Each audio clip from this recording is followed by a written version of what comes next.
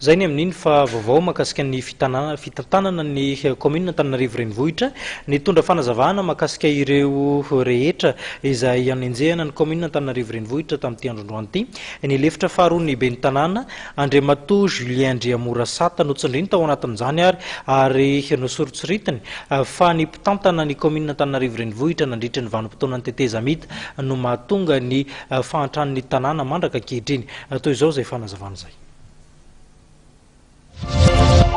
J'ai comme communiqué dans la République qui était tout ça est tout.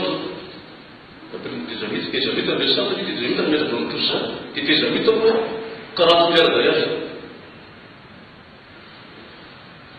J'ai demandé de son ça a été dans ce moment tout ça pour le bien de nous faire. Alors on est né. Et des amis dans le tout ça bien évité de notre communauté. Tu comment dire car une inspection. A tua inspection que les habitants de mon tour n'ont pas tant mer, n'ont pas tant de despêches de semaine. Dites que nous bonne gouvernance, c'est une barre à ça tue nous, je ferai que c'est dans le président, la Parlement, nous sommes comme nous, 1500 000 personnes. 1500 dans le 2009, vous verrez. Alors 500 millions, 40 personnes. Dans le 2009, vous avez des habitations, vous avez 1500 maillots. En vous 3400. Ils sont bien.